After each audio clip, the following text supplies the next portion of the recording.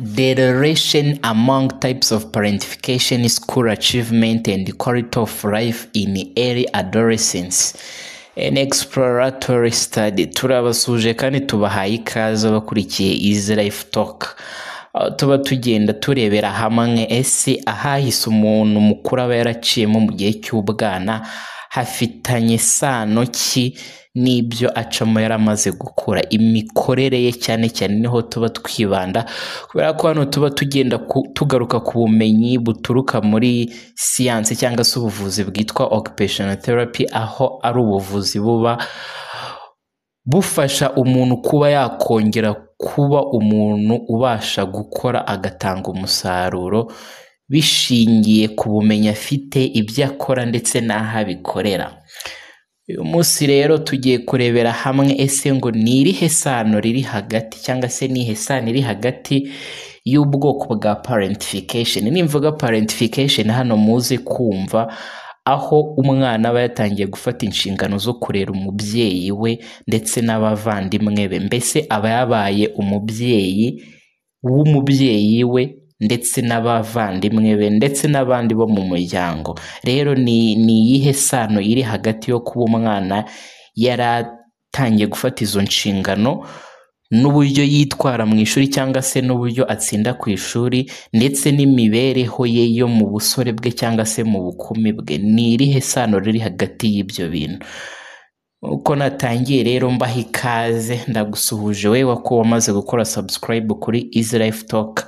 Reka wowe ubashije kubona iyi video nkandiraho kuri subscribe, ukore like, ubundi muri comment ushyiremo ijambo wumva watubwira, ni icyifuzo, ni igitekerezo, ni inyunganizi ndetse n'ibindi byose wumva bikuri ku mutima watubwira muri comment. Urakoze cyane kuri uwo musanzu wawe wo kuba ugiye kubaka umuryango wifuza gukura neza kw'abana mu buryo uzatuma bazabasha kwitwara neza mu mibereho n'imikorere yabo baramaze gukora, ndetse nanone uraba utanze umusanzu ku bantu bakuru bamaze guca mu bihe bitababereye byiza byabagizeho ingaruka.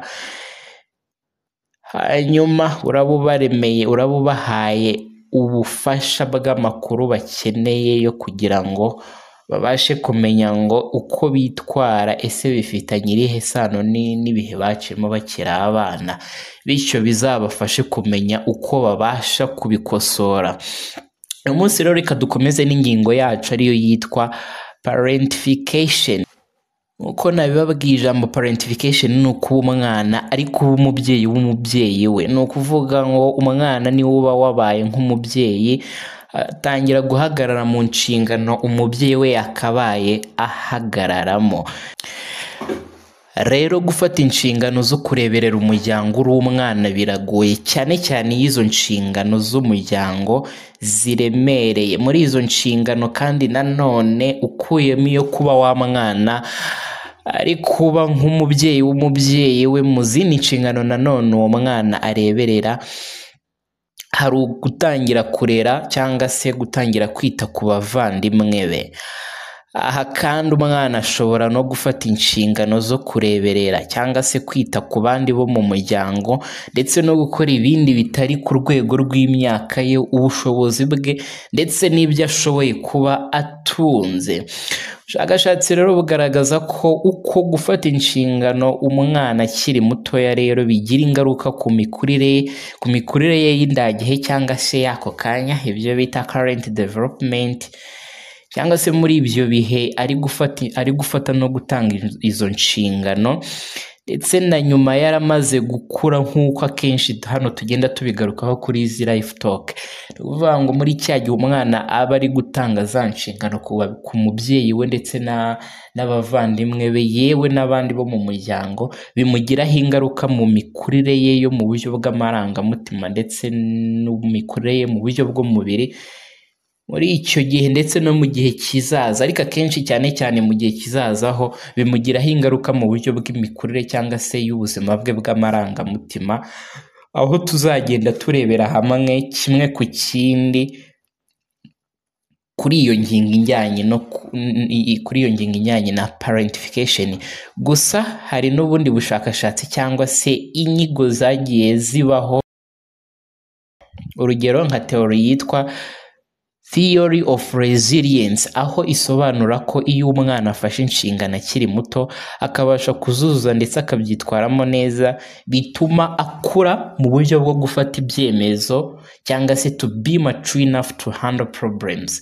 Rero ntago ari ibibi gusa biba biterwa no kuba umwana yarafashe inshingano akiri mutoya, hari n'ibyiza byinshi bituruka kuri uko kwiga gufata inshingano akiri mutoya, bikazamuha kugira resilience cyangwa se icyo mu kinyarwanda twakita ubudaheranwa. Kudaheranwa ni uko gufata inshingano akiri mutoya, ahubwo bikamubera nk'ikiraro kimwambutsa kuva muri bwa bwana bwe atangiye kuba mukuru. Rero parentification murumva ko ifite ibyiza ndetse ikagira n'ibibi bitera. Muri ibi biganiro byacu rero by'ubutaha tuzarebera hamwe izo mpande zombi uko ari ebyiri. Ese ni ibihe bibi cyane cyane nibyo tuzagenda tugarukaho, kuko ibyiza byo biba byigaragaza n'ubundi bigenda bibyara ibyiza, ariko ibibi nabyo iyo bihari bibyara ibindi bibi birumvikana. Rero hano mu biganiro byacu by'ubutaha tuzagenda tugaruka kuri kimwe ku kindi. Turabashimiye rero abantu babanye natwe kugeza kuri uyu munota wa nyuma, ndetse tunashishikariza n'abandi bose batarakora subscribe kuba bayikora. Ndetse nawe urebye kino kiganiro kugeza kuri uyu munota, ni ngombwa yuko usiga utanze subscribe, like, share na comment kugira ngo ugumye gushyigikira buno butumwa bugere kuri benshi batandukanye. Ni inshuti, ni abavandimwe, ni abaturanyi, ni abakolegi mukorana, basharinge ibi bitekerezo cyangwa se buno bumenyi kugira ngo nabo babwifashishe mu kumenya ngo ese ibibazo mpura nabyo mu buryo bw'imibanire cyangwa se mu buryo bw'amarangamutima cyangwa se n'ibindi mpura nabyo mu buzima busanzwe byaba bifitanye isano n'ubuzima naciyemo nkiri umwana. Murakoze cyane, turabashimiye. Ciao ciao na utaha.